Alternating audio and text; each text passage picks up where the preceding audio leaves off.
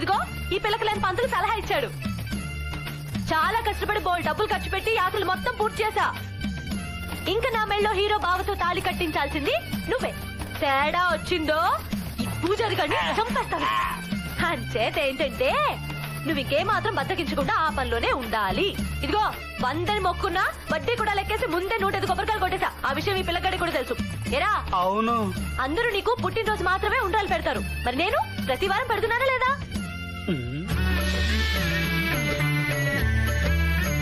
అదేమిటి స్వామి అలా చోరు మూసుకున్నారు? ఈ బసలక్ష్మి నష్టం వెళ్ళాక త్రాష్టుడా. పేరుకు ఉండ్రాలు పెట్టేది నాకు, తినేది నువ్వు. కొబ్బరికాయలు కొట్టేది నాకు, పచ్చడి చేసుకుని మెక్కేది నువ్వు. దాని నస వెళ్ళాక ఆఖరికి నా చెవుల నుంచి రక్తం కూడా వస్తుందిరా. మొన్న ఒకసారి అయితే జ్వరం కూడా వచ్చింది. అసలు ఆ దిక్కుమాల యాత్ర సలహా ఎవడమన్నారా నిన్ను? ఏంట్రా నవ్వుతున్నావు? నన్ను చూస్తే జోకులుగా ఉందో? రా, నా చేతిలో చిలకడ దుంప పులుసైపోతుంది.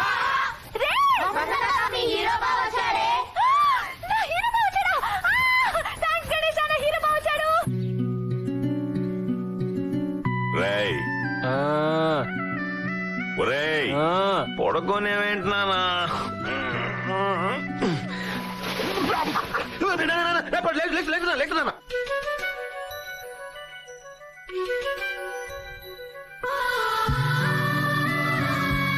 ఏమ్మా మీ అన్నయ్య గారు నిద్ర లేచారా? నన్ను రమ్మంటున్నారా? లేదు నాన్న, ఎప్పుడో లేచాడు.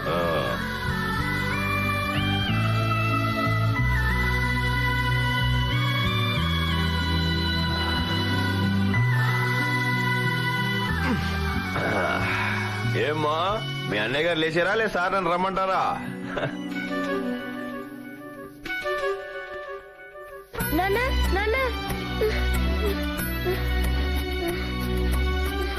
ఏంటన్నా?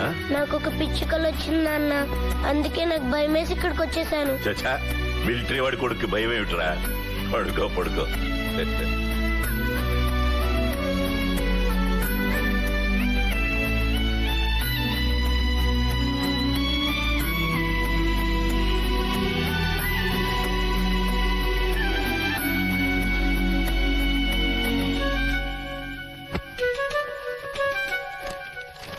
అరే నాన్న, నా దేశం ఇవాళ యుద్ధంలో గెలిచిందిరా.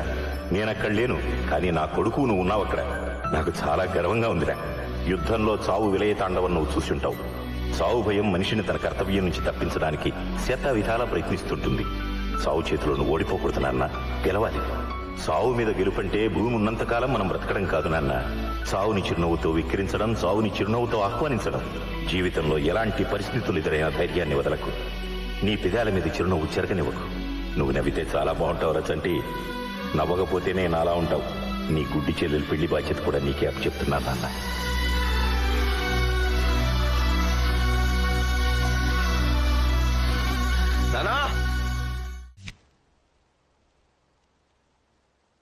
బావా బజ్జీలు, కోవా కజ్జీలు, ఇవ్వకపోతే గుంజీలు. ఏ బావా, హీరో బావా, ఇదిగో నా ఆడబిడ్డ. ఎక్కడే నా మొగుడు?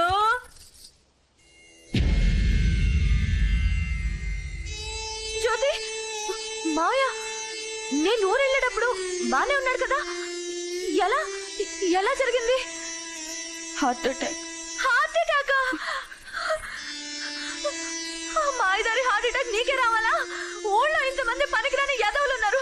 ఏదోకైనా రావచ్చు కదా. సర్పంచ్ గారికి రావచ్చు, ఐడియాల అప్పారావుకి రావచ్చు, పిల్లకలేని పందులకు కూడా రావచ్చు.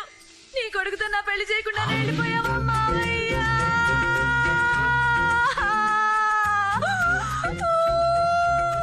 అమ్మది వసలక్ష్మి.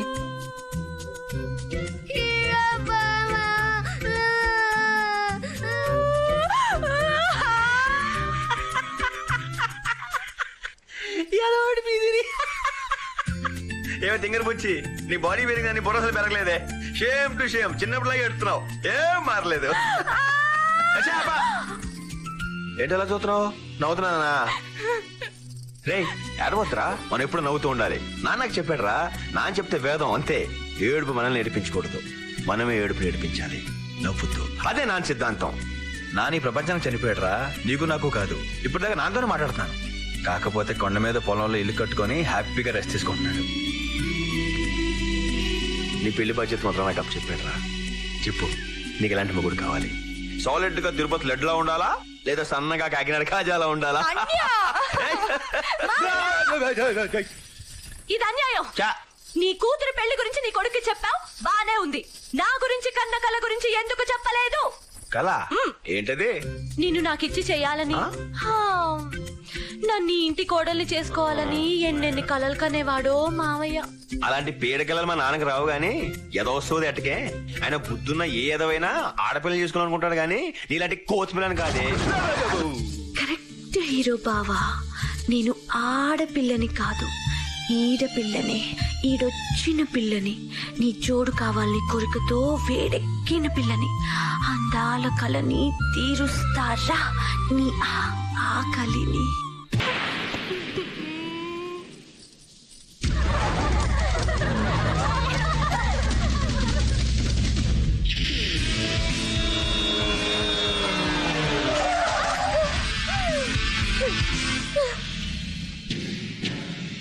బాగుంది, చాలా బాగుంది.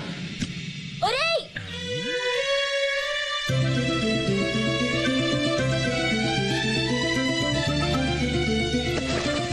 అన్యా అన్యా ఏమైంది అన్యా?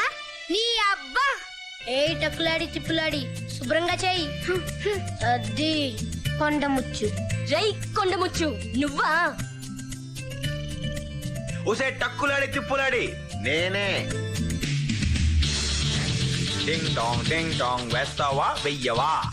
వెయ్యను. వేస్తావా వెయ్యవా? వెయ్యను. ఒరే ఫార్ స్పెల్లింగ్ ఏంట్రా? తప్పరా? ఎందువలన చేత? వెయ్యిస్తాను, ఎవరితోనైనా వేయించుకో. ఎవరితో పడితే వాళ్ళతో వేయించుకోను. వెయ్యొద్దు, నువ్వు వెయ్యి. వెయ్యను. బి ఫార్ తప్పగా. ఆగలేను. నేనే వేస్తాను. ఆగాను, వెయ్యి. ముగ్గు ముగ్గు ముగ్గు ముగ్గు తొక్కుతావు. ఇదిగో.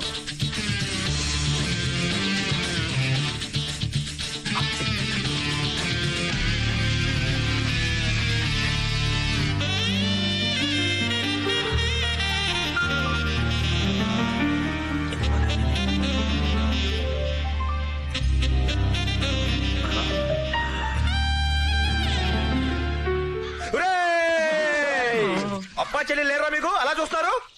వేసిన చాలు, అగీసి తీసుకో. పొంగిన చాలు, తీసుకో తొందరగా. నాతో పెట్టుకోకే, తోలు తీరిపోద్ది. వెళ్ళరా. రై ఇడియట్. ఓ చంటిగడ్డి ప్రేమ కదా.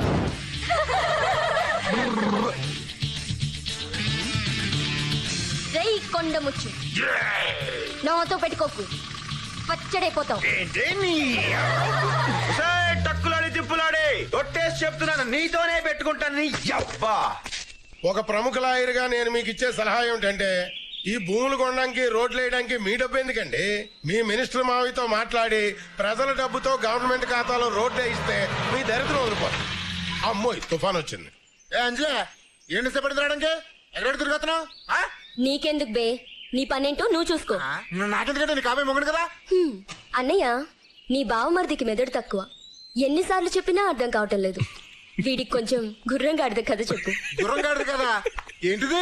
అదేనండి, గుర్రానికి గాడిదకి చూడడానికి పెద్ద తేడా ఉండదు. కాకపోతే గుర్రం రేసుల్లో గెలుస్తుంది, గాడిద బరువులు మోస్తుంది, అంతే తేడా. బావా, ఇంతకీ నేను గుర్రానా గాడిదనా? అడ్డగాడిదవి అని ఆవిడ అభిప్రాయం. అడుగో ఎంఆర్ఓ వచ్చేసాడు. రావయ్యా. ఏమయ్యా, రోడ్ వేయడానికి కావాల్సిన పొలాల తాలూకు అగ్రిమెంట్లన్నీ అయిపోయినాయా? అన్ని కొనేసానయా. Very good. ఇదిగో ఇక్కడున్న ఈ 5 ఎకరాలు తప్ప. ఏంటే బాబు, అవి పొట్టమే కొట్టేశావు. ఈ పొలం అమ్మకపోతే రోడ్డు వేయడానికి కుదరదు. రోడ్డు అయిపోతే ఫ్యాక్టరీ చెరుకు రాదు. చెరుకు రాకపోతే ఫ్యాక్టరీ మూతపడిపోద్ది. ఫ్యాక్టరీ మూతపడిపోతే ఈయనకి 5 కోట్లు బొక్కైపోద్ది. ఈయనకి 5 కోట్లు బొక్కైపోవడం అంటే ఈయన పరువు మురికాలంలో కొట్టుకుపోద్ది. ఎంతో కొంత డబ్బు ఎక్కువ ఇచ్చారా కొనేవయ్యా. ఎంత డబ్బు ఇస్తానన్నా ఈడు మాత్రం అమ్మనంటున్నాడు. ఆడేవిడయ్యా బాబు? స్వర్గీయ మిలిటరీ మాధవరావు కొడుకు. ఏమన్నా స్వర్గీయ అంటే చచ్చిపోయారా? ఓ, మాధవరావు గారు మాకు మంచి ఫ్యామిలీ ఫ్రెండ్. ఆయనంటే ఎంతో గౌరవం నాకు. రాయిలా ఉండేవాడు మనిషి ఎలా పోయాడు పాపం. అయ్యి బాబోయ్, మహానడ్డయ్యో. వెళ్ళి మాధవరావు కొడుకుని ముందు పరామర్శించి రావాలి.